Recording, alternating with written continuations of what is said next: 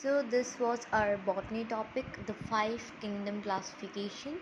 The five kingdom classification was done by the R.S. Whitaker. He divided the kingdom into the five groups, which were the kingdom Monera, kingdom Protista, kingdom Fungi, and kingdom Plantae, and kingdom Animalia. So starting from the kingdom Monera, they are the all prokaryotes. They are not having the true nucleus in it. For example, bacteria, cyanobacteria, they are unicellular and they are all prokaryotes. They don't have a true nucleus in it. So they are considered into the kingdom Monera. Now the kingdom Protista, which are the unicellular, they have a one cell, not more than one cell. They are eukaryotes, they have a true nucleus in it. For example, the unicellular algae, they are considered, the algae is considered into the kingdom Protista. And euglena is also the example of kingdom Protista. They are autotrophic, they can make their own food, they are not dependent on others. Now the kingdom Fungi, which are the multicellular, they are having more than one cell, they are eukaryotic, they have a true nucleus, they are non-chlorophyllous, they cannot engage the photosynthesis in it, in their body. Now they are they also having a cell wall, they are absorptive heterotrophs, for example mushroom and yeast. They are the absorptive heterotrophs, they cannot they can make their own food. Now the kingdom Plantae, which are the multicellular, they are composed of more than one cellular cell, and they are eukaryotic, they have a true nucleus, they are chlorophyllous, they can engage the photosynthesis in the body, and they are having the cell wall, and they are heterotroph.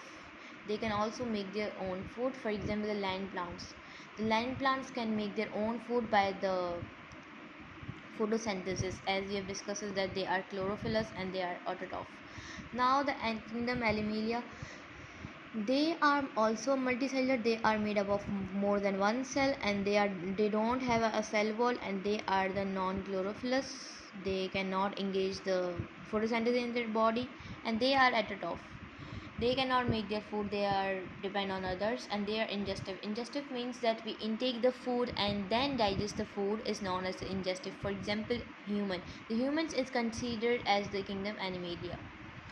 Now these are the examples of animals. As we have known that there is a classes, phylum and class, we have discussed that these classes into the previous lecture. They are the phylum, class and class. They can also be subdivided into the kingdom. Phylum chordata can also be divided into the subphylum. For example, agnatha, genthons, they can be divided into the agnatha and gemthons. Agnatha are having the no jaws, for example the fishes, and gemthons having the jaws like human have a upper jaw and lower jaw. So the human are considered into the genthons, and the jaw fishes which don't have the no jaws, so they are considered into the agnatha. For example, there is another class which is class Mammalia. They can also be subdivided into the three classes. For example, the Prothotheria, Megatheria, and Eutheric. The Prothotheric are the egg-laying animals. They are having the mammary glands. For example, Australian platypus, they can lay their egg. So these animals are considered into the Prothotheria. Now the Megatheria are the partially developed. They are the young ones. For example, the sugar glider. The partially developed occur into the fetus. Now this is the last one is Eutheria. So these are the placenta. For example, humans. Placenta means that there is the organ which is developed into the uterus. This is the organ which develop into the uterus during the pregnancy. So this is considered as we are considered into the Eutheria.